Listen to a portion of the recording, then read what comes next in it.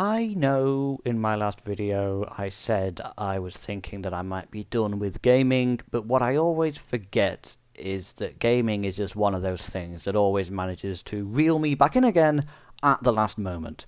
So it turns out about a few weeks after I had made that decision that they released the Steam replay, and I can never resist looking at statistical breakdowns of stuff like this for me.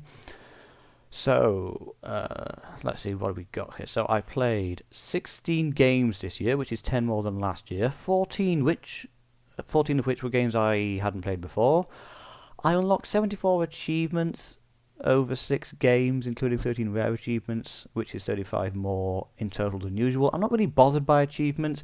I used to specifically hunt certain achievements out. I'm not really bothered about them anymore, though. I believe it was Yahtzee who described an achievement as when something in a game is so cool that the developer has to bribe you to do it. As far as I'm concerned, from now on, this is a decision I made sort of midway through the year. From now on, if I get an achievement, it's because I just happened to. I just happened to meet the criteria for it. But as far as I'm concerned, now once I roll credits on a game, unless it has really engaged me particularly, I'm just going to move on to some other game. So I played 81% of games with controller because I grew up as a console gamer and I do still like being able to play with controller over keyboard. There are some games that just require a keyboard and cannot be played with controller, but for the most part, I do like having controller compatibility. I will still use the WASD keys and spacebar if there's a certain need for it. Like if I need a particular jump or something, because the spacebar can transmit more than the X button, and the keys are binary information. They're not analog like a controller. So if I want to go in a perfectly straight line, then I'll use the WASD keys. Otherwise, I'll use controller. I think it's good to alternate and to know what the difference is. So 48% of my playtime was Grand Theft Auto 5 Enhanced over 128 sessions, followed by Tokyo Extreme Racer with 11% over 30 sessions, then Half-Life 2 with 9% over 19 sessions, but I'll talk about this more afterwards. So the Steam median is 11 achievements. I'm probably gonna unlock fewer achievements next year. That's probably why the median is so low, because I think people are generally not that bothered by them. They prefer actual gameplay instead of playing games like a checklist. The median is 4, and I'm not sure whether or not that's because of accounts that only play one game, that just go all in on one MMO, or from gamers who use a variety of different platforms like emulation and other storefronts. I don't know why you would use other storefronts, but there you are. And my longest streak was 14 days. I mean, I'm happy to play a game every day, but there does come a point at which that can be kind of all-encompassing and sort of consuming. So let's see, 73% of games I played were new releases, which strictly speaking is not actually true. It's just a new release in the sense that they were released this year. That doesn't necessarily mean that they were new this year. It's just that a new version of them was released, or an old game that has finally been put on Steam after so long, that sort of thing. But regardless, as far as Steam is concerned, I spent 73% of games playing, 73% of total playtime this year on games that had only been added this year. And even though actually for most people that's only 14%, which I think is interesting. And I believe that last year might have been 15%, so it is gradually going down. 17% were on classic games, whereas for most people it's actually 40%. Classic games from 8 or more years ago. And then 10% is a recent favourite, which is from the past 1 to 7 years, which for most people is 44%. I don't really have much to say about how it breaks down for other people, but how many games did I play this year? 16. So that's not a great sample size. That's definitely going to skew one of these categories a lot more than the others. So I believe this is called a spider graph, explaining the kind of gamer that I am. I mean, I tend to gravitate towards racing games, and anyone who knows me will tell you that that's definitely my preferred genre. I am leaning into that a lot more. First-person shooter, I can play first-person shooter, although mainly a first-person shooter would be something like Half-Life 2, strictly speaking, even though it's not necessarily a shooter game. I can do some platformer, because that's Portal 2. I do like platforming, although it's not the genre I play the most, but Portal 2 also counts as a first-person shooter, and then there are also life sims, which I played a bit of this year, which we'll get to. So I wrote 5 reviews. I do like to review every game I play. Even if it's not a very long review, I do like to review everything that I roll credits on or give up on. But I'm generally not as bothered about the ones that I give up on. I tend to only be bothered about writing reviews for games that I roll credits on. And then I earn 4 badges. I'm not even sure what badges are or how they work. I don't really care. So my top played games were Grand Theft Auto 5 Enhanced, which strictly speaking is considered a new game because the Enhanced Edition was only released this year, but even though the game is like 12 years old now, 48% of total playtime, over 128 sessions with an 11-day streak, and 25 achievements. So like July and October were my biggest months. Honestly, what I forgot about this game is that Rockstar specifically engineers their games to be as immersive and detailed a sandbox as possible.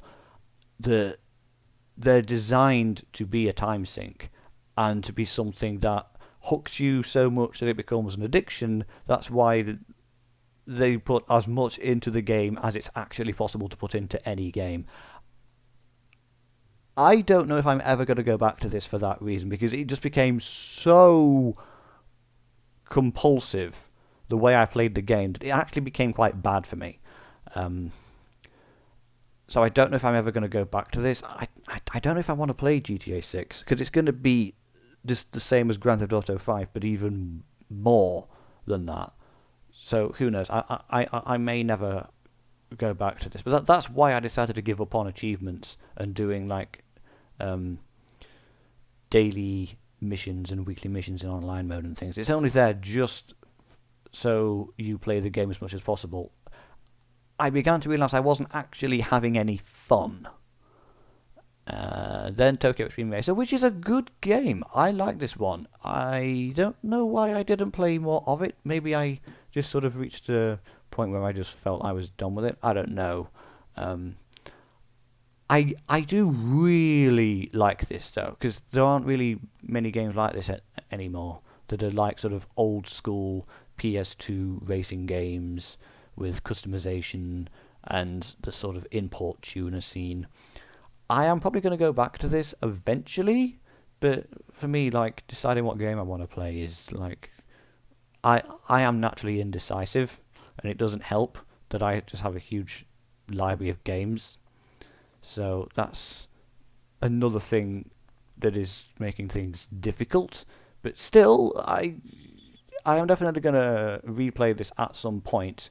I believe that is the final finished version out? Because I think I played it in early access. That might be why I stopped playing it, because I sort of reached the end of the early access. I don't know, actually. And then Half-Life 2, which is fine. I got through most of it. I enjoyed most of it, especially the Ravenholm chapter. That's legendarily good. But I'm not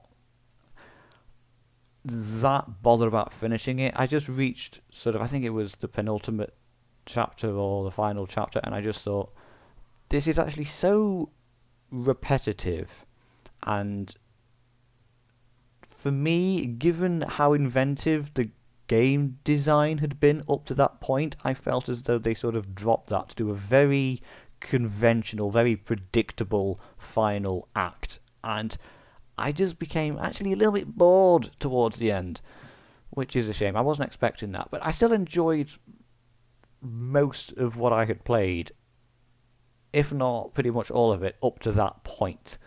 But you know, if a game just stops engaging you, then life's too short. Just move on.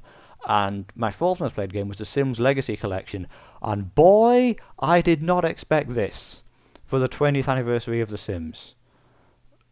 That they would actually release the original game with all of the expansion packs and most of the stuff packs in a single game. I never expected them to do that. I had been wanting them to do that for so long. That's all I had ever really been asking for, and then they did that specific thing, which actually proves that they are willing to do that. They just won't most of the time. That was 8% of total play time over 17 sessions with a 5-day streak. So I've played a bit of it in August, in February when it was released. That was the month of the anniversary. So I am kind of a slave to that sort of thing. Like, marketing events see me coming from far away. But then I played it pretty much all through August. That was 79% of my total playtime. I don't really need to go into why I suddenly went back to it in August and played it so much. Needless to say, I had a lot of fun. This is one of those games that you binge for like a whole weekend and then forget about for 6 months. And then my fifth most played game was Wreckfest 2, which was 5% of total playtime over 44 sessions with a 7-day streak. Wreckfest 2 is really good, actually. I do like Wreckfest 2 a lot. I played it, I think, pretty much as soon as it came out, when it was still in like its most minimal form. So after not very long, I had felt as though I had done anything. So I started in March. Then I played it up until April. They have added a lot more since I last played it. The online mode is good as well, actually, because it's the sort of thing where playing dirty is encouraged because it's banger racing. That's sort of in the spirit of the game.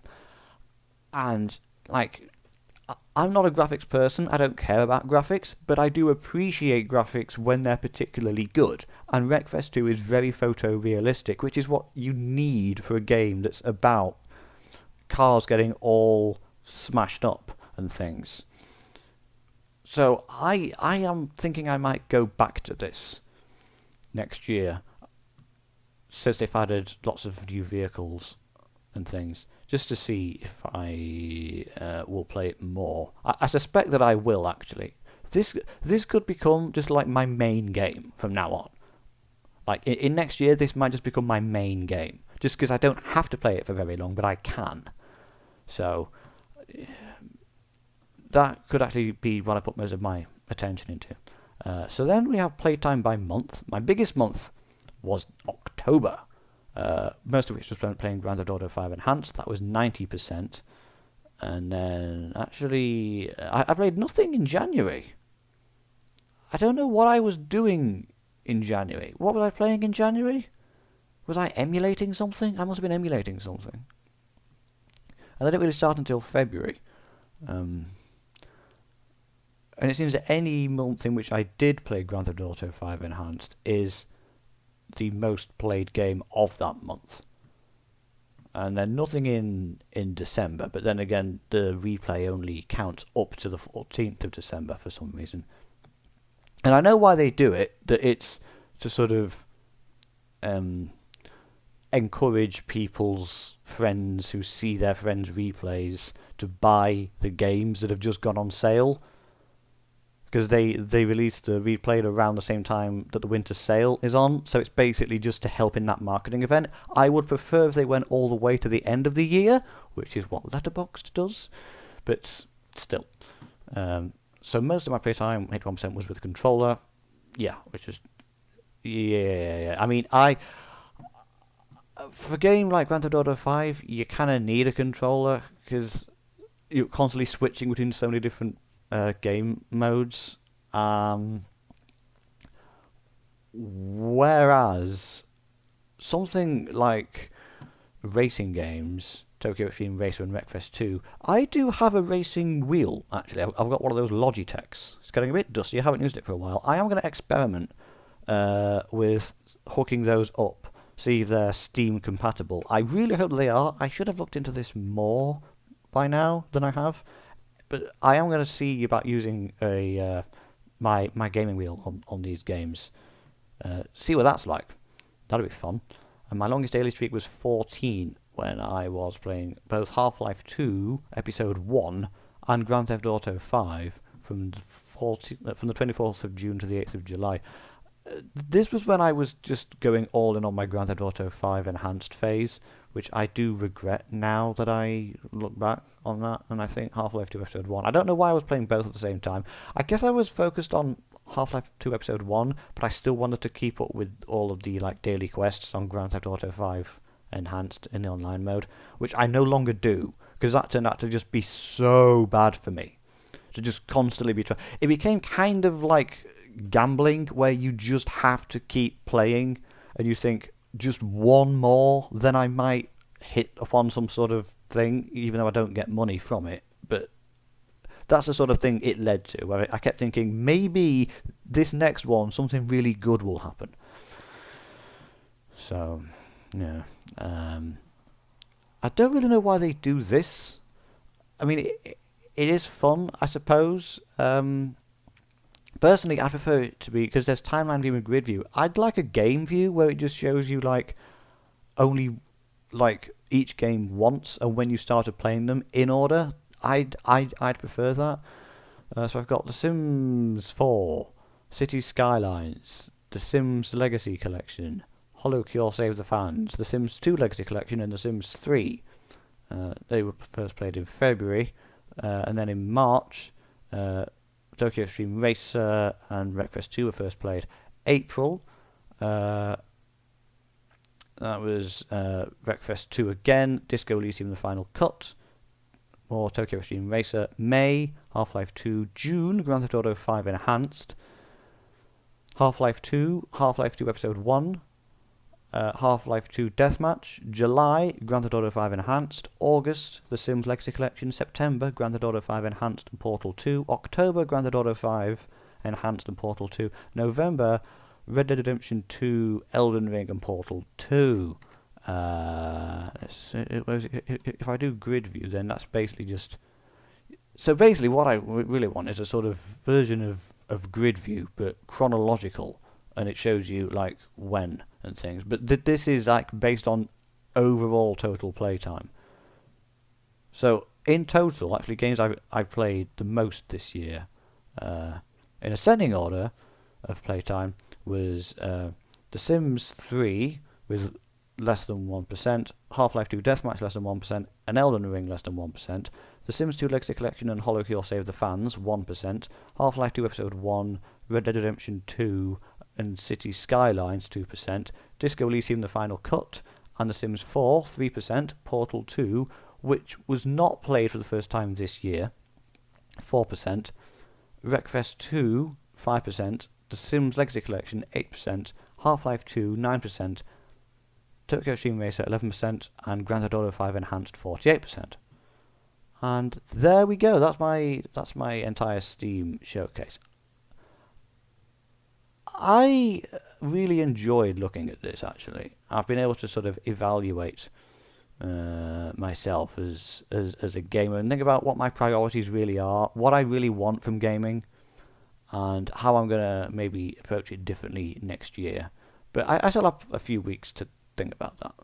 Do I come up with a plan of some sort, or do I just do whatever I sort of want? We'll have to see. But I really enjoyed these breakdowns, because Steam know their market. They really know that we like this kind of stuff.